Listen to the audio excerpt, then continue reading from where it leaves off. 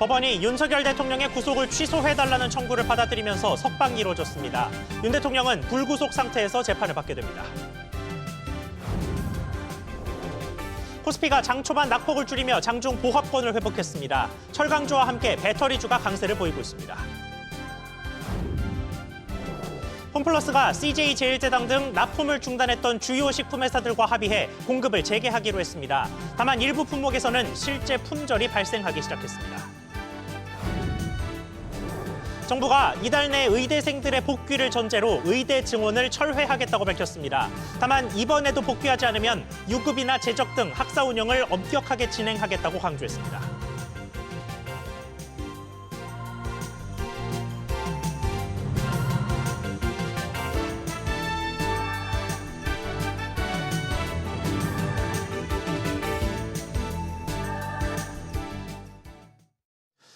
여러분 안녕하십니까.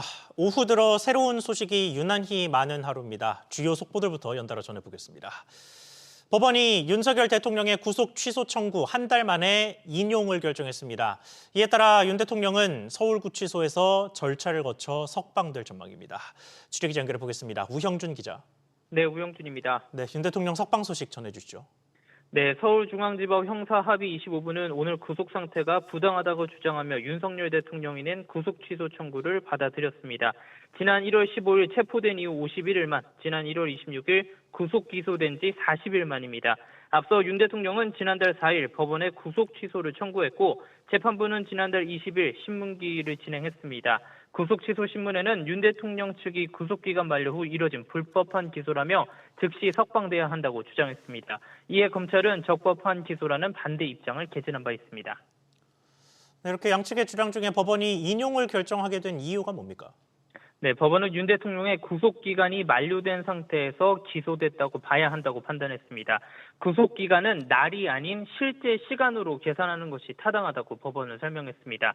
또 체포적 불심사를 위해 수사관계 서류 등이 법원에 있었던 기간을 구속기간에 산입하지 않아야 하는지에 대해서도 구속기간에 불산입해야 한다고 보기 어렵다고 판단했습니다. 헌법과 형사소송법상 신체의 자유, 불구속 수사 원칙에 비춰 피의자에게 유리하게 하도록 엄격하게 해석하는 것이 타당하다고 덧붙였습니다.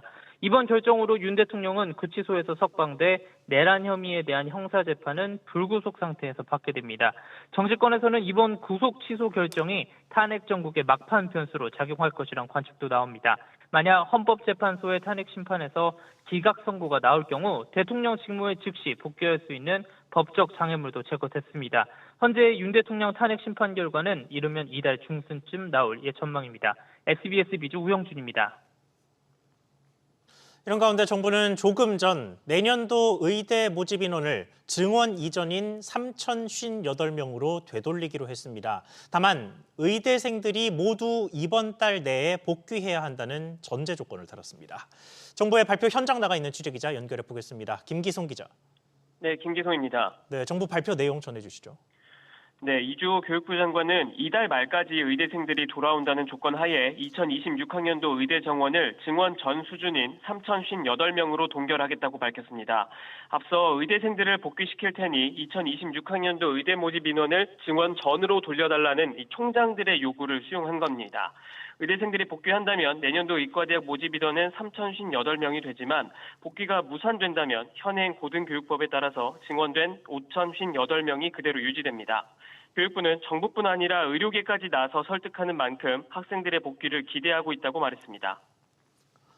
네, 전체적인 의정 갈등이 변곡점을 지나고 있는 상황은 맞는 것으로 보이는데 이번 결정에도 의대생들이 실제 복귀할지는 아직 미지수죠. 그렇습니다. 의대생들은 증원 철회뿐만 아니라 비급여 진료와 미용시술 규제를 강화하는 이른바 필수 의료 패키지 철회까지 요구하고 있기 때문입니다. 설령 복귀를 하더라도 제대로 된 수업을 들을 환경이 안 된다는 지적도 나옵니다. 휴학했던 24학번까지 돌아오면 올해 1학년 학생 수는 최대 7,500명에 달합니다. 교육부는 이러한 더블링 문제에 대해서 강의실 배치와 다학기제 등 대비가 돼 있다는 입장입니다. 이런 가운데 지난 1년 큰 사회적 혼란을 초래한 의대 증원 문제를 결국 번복한 셈이 되면서 환자뿐 아니라 국민의 반발이 나오는 한편 다시는 의료개혁에 나설 수 없을 거란 지적도 나옵니다. SBS 비즈 김기송입니다. 회생 신청 이후 거센 후폭풍에 시달렸던 홈플러스가 주요 거래처와 공급 재개를 합의했습니다. 영업 측면에서는 한숨 돌린 모습입니다만 금융시장에서는 후폭풍이 여전합니다. 최윤하 기자. 네, 최윤아입니다. 네, 일단 납품 재개 소식부터 전해주시죠. 네, 홈플러스는 CJ제일제당과 농심, 오뚜기 등 식품업체들이 납품을 정상화하기로 합의했다고 밝혔습니다. 다른 협력사들과도 지속적으로 협의가 이뤄지고 있어 전반적으로 납품과 판매가 안정화될 거란 설명입니다. 이는 홈플러스가 협력사 대금 명목으로 회생법원에 신청한 3,400억 원 규모 조기 변제가 승인된 데 따른 것으로 보입니다. 다만 홈플러스 온라인몰에선 콜라부터 두부, 계란 같은 식품뿐 아니라 주방세제와 아기 기저귀, 프라이팬 등 상당수 제품들이 재고가 없는 상태로 소비자 불편이 여전한 상황입니다.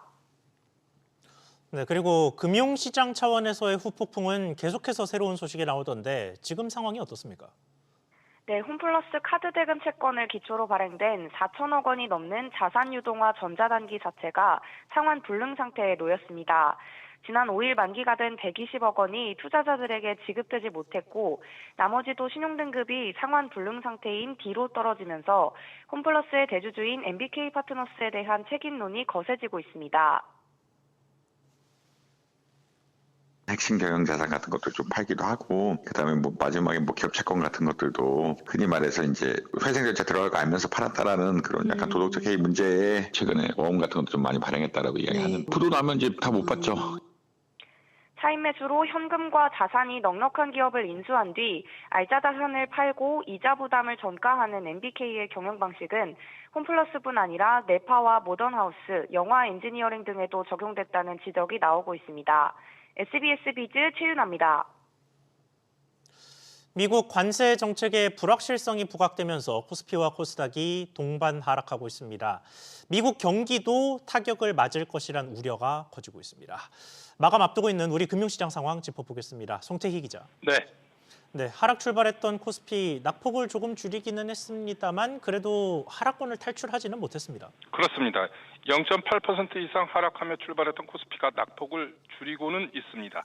0.4%대까지 하락폭을 줄이면서 2,570에서 2,565선 사이를 오가고 있습니다. 코스닥도 1% 넘게 하락하고 있습니다.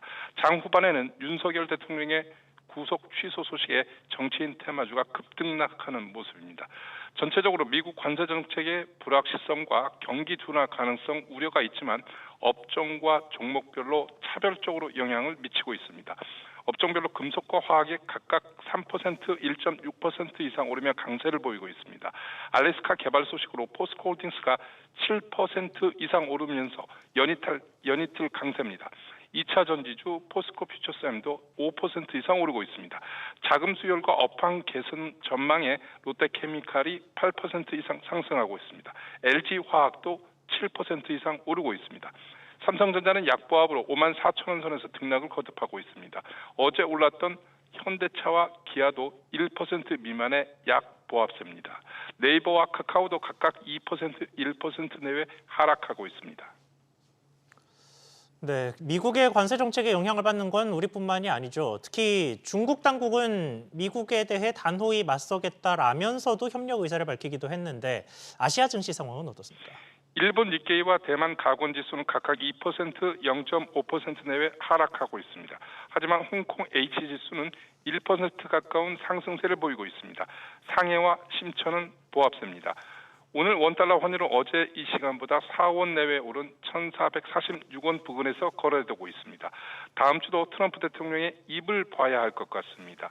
철강 알루미늄 관세 시행 여부와 미국 경기 관련 지표, 대만 TSMC 실적이 국내 증시에도 영향을 줄 것으로 예상됩니다.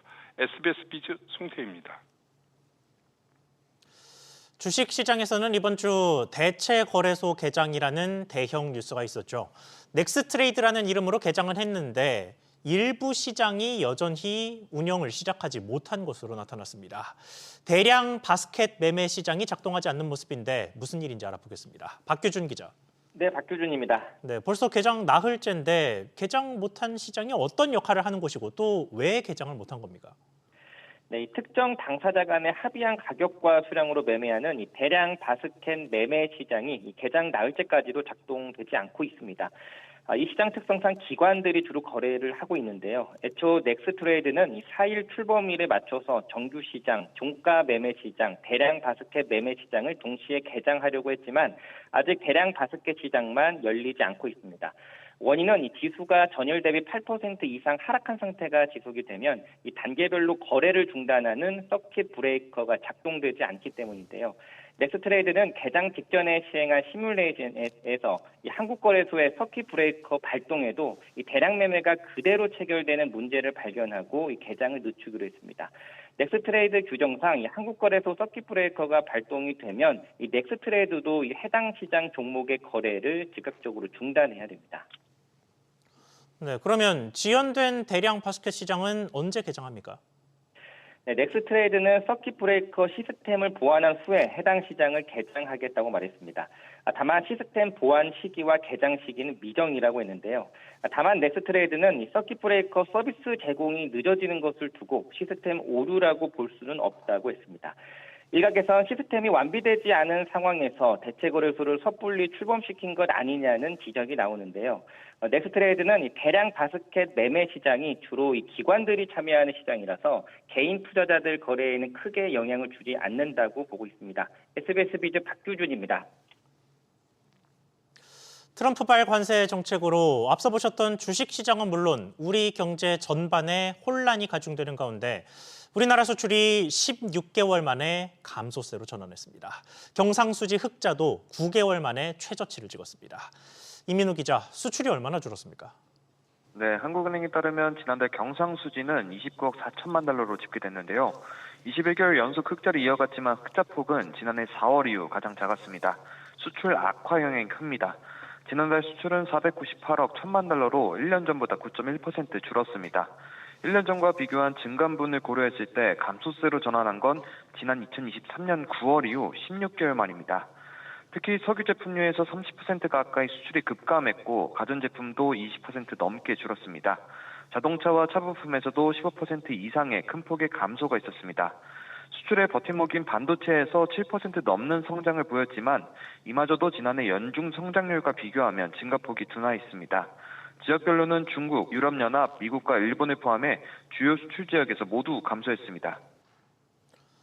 네, 그러면 수입 상황은 어땠습니까? 네, 수입은 473억 1천만 달러로 1년 전보다 6.2% 줄었습니다.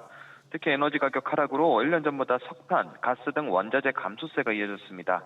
소비재에선 곡물과 의류 등 비내구 소비재 등의 수입이 줄었습니다. 반도체와 수송 장비 수입이 늘었지만 정보통신기기 수입이 줄면서 자본재 증가율은 둔화했습니다. 겨울방학으로 해외여행이 성수기를 맞은 데다 긴 설 연휴 영향에 해외여행이 급증하면서 서비스 수지는 20억 6천만 달러 적자를 기록했습니다.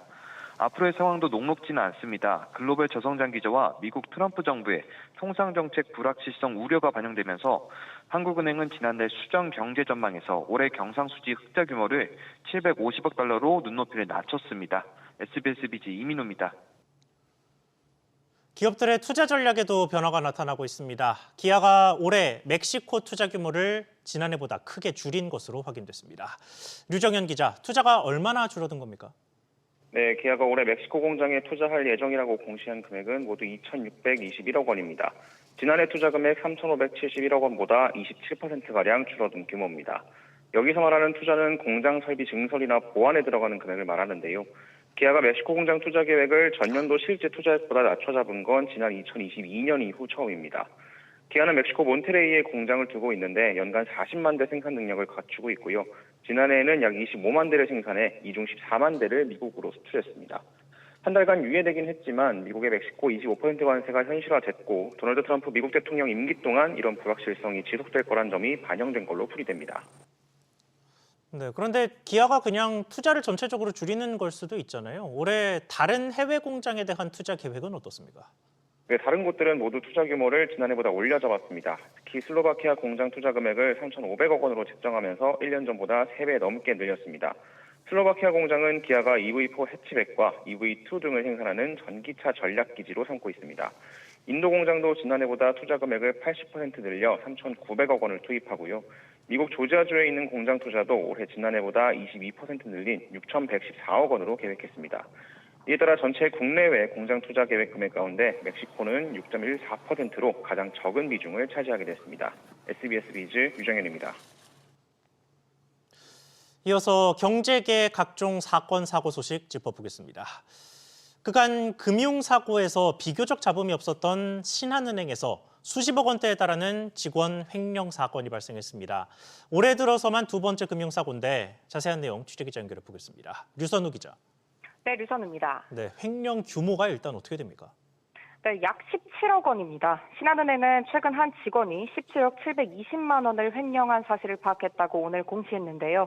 관련 내부 조사도 진행 중입니다. 이 직원은 지난 2021년 12월부터 지난해 7월까지 서울 압구정 지점 등에서 수출입기업 금융거래 업무를 하며 횡령을 한 것으로 알려졌는데요. 은행과 거래하던 수출입기업에 허위 대출 서류를 만들어 돈을 빼돌린 것으로 파악됩니다. 해당 직원은 며칠 전부터 잠적한 것으로 파악되는데요. 신한은행 관계자는 최근 자체 감사 결과 횡령 사실을 발견해 감독 당국에는 보고한 상태라며 보다 구체적인 사항은 내부 조사 중이라고 말했습니다. 네, 은행권의 책임을 더 강하게 묻는 책무 구조도가 도입이 됐잖아요. 이게 이번 사고 제재에 적용이 됩니까?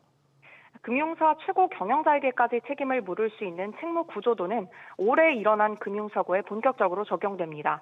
책무 구조도의 발생 효력은 은행이 이사회 의결을 받고 감독 당국에 제출한 시점부터 발생하는데요.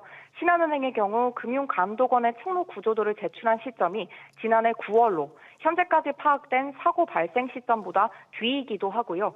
지난해까지는 제도 시범 운영 기간이라 고의적 위반이 있던 게 아니라면 제재 시 책무 구조도를 적용해 책임을 묻지 않습니다. 다만 조사 과정에서 추가 금융사고가 드러날 경우 책무구조도 제재 대상이 될 수 있어 금융권 전반의 긴장감이 커지고 있습니다. 이번 사안에 대해 금감원 관계자는 은행 보고를 받고 상황을 살펴보고 있다며 은행 자체 검사 결과를 받아본 뒤 추가 검사 여부 등을 결정할 거라고 말했습니다. SBS 비즈 류선우입니다. 신한의 사고 소식이 또 있습니다. 한때 업계 선두였던 신한캐피탈에서 부동산 PF 대출 부실이 연초부터 또 터졌습니다.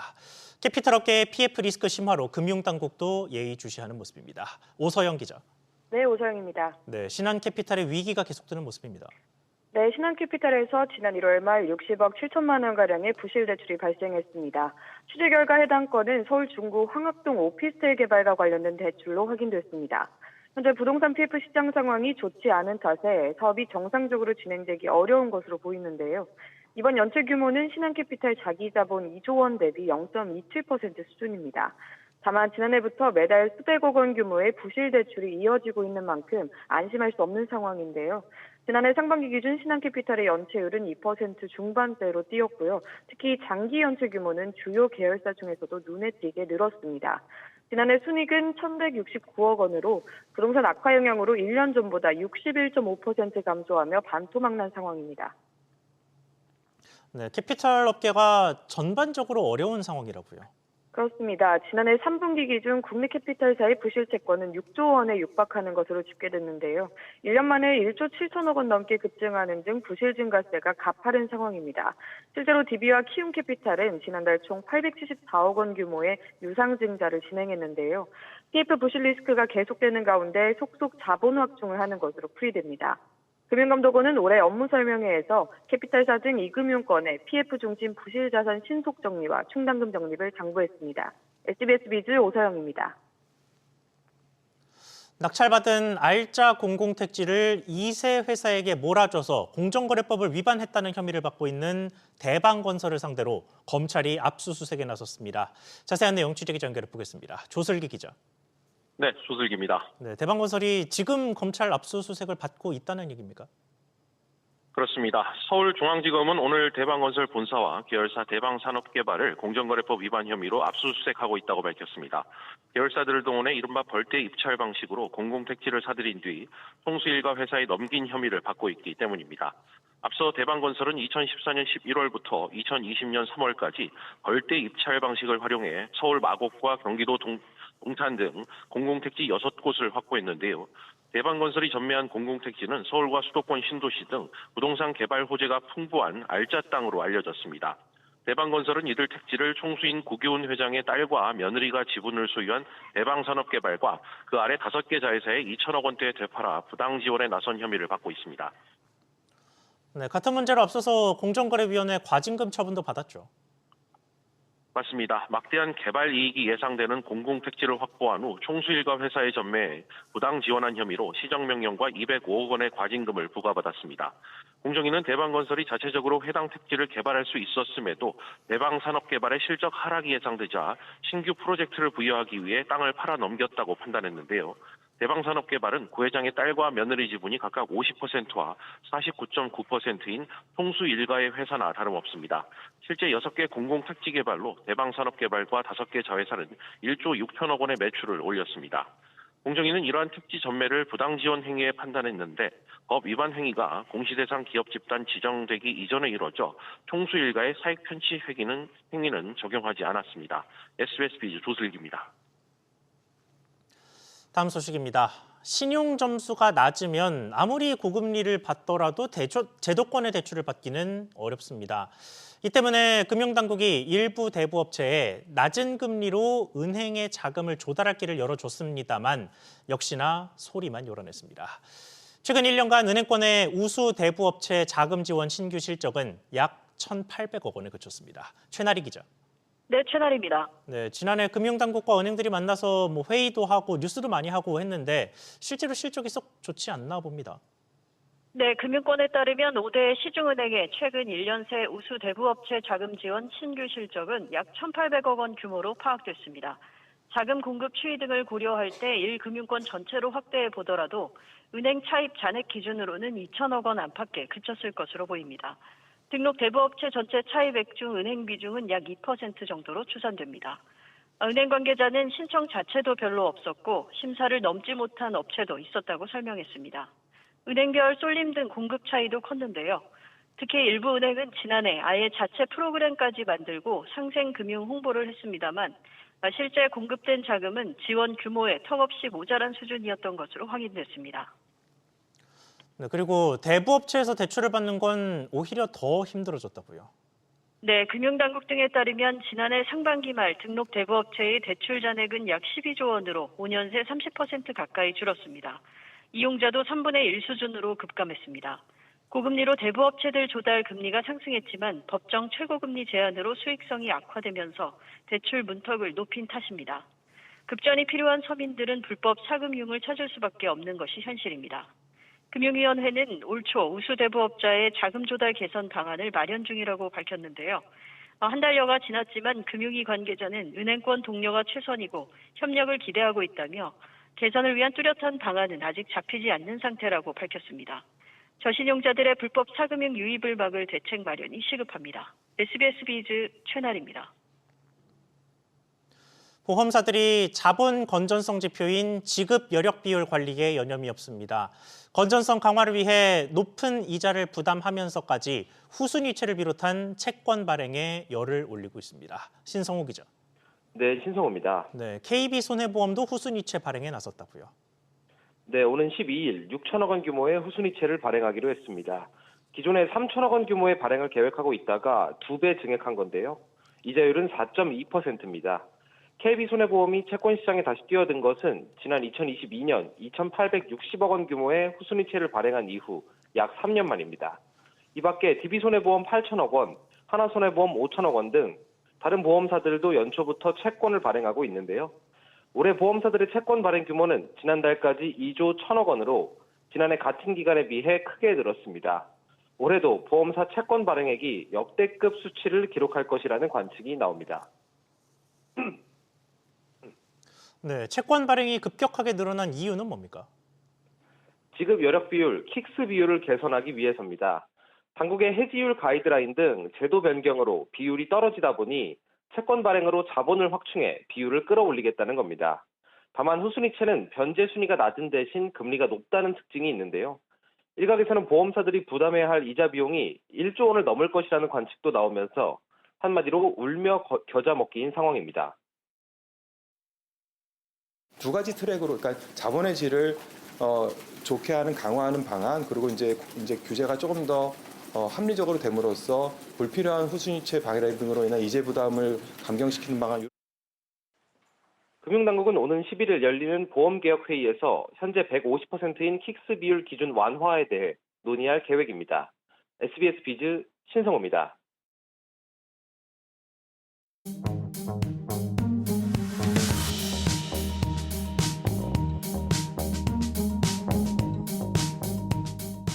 안녕하세요. K웨더 공기진흥센터에서 전해드리는 대기오염 예보입니다. 전국 공기질 실황입니다.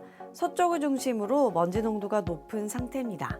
다음은 서울시 동별 공기질 실황입니다. 전반적으로 나쁜 상태고요. 베스트와 워스트 모두 나쁨 단계를 나타내고 있습니다. 오늘 대체로 구름 많겠지만 강원과 충청 이남은 점차 흐려지겠습니다. 한편 낮부터는 기온이 오르면서 온화해지겠고요. 서쪽을 중심으로는 공기질이 탁하겠습니다. 대기 오염물질의 영향을 받기 때문인데요. WHO 기준은 한때 나쁨에서 나쁨 단계를 보이겠다고 예보하고 있고요. 환경부 기준은 중서부와 전북, 광주로 한때 나쁨 단계를 보이겠다고 예보하고 있습니다.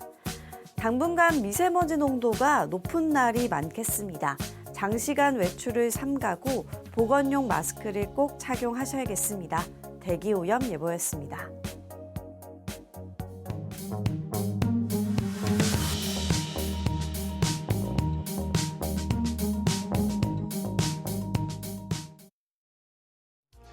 오늘 뉴스가 진행되는 와중에도 많은 속보들이 쏟아졌습니다. 우선 윤석열 대통령 석방 소식과 관련해서는 검찰의 즉시 항고 가능성이라는 새로운 변수가 등장했고, 또 오랜 시간 분쟁을 겪고 있던 신창재 교보증명 회장과 어피니티 사모펀드 사이에는 분쟁이 해소됐다는 소식도 나왔습니다. 잠시 뒤 오후 6시 뉴스에서 자세한 소식 전해드리겠습니다. 시청해주셔서 고맙습니다.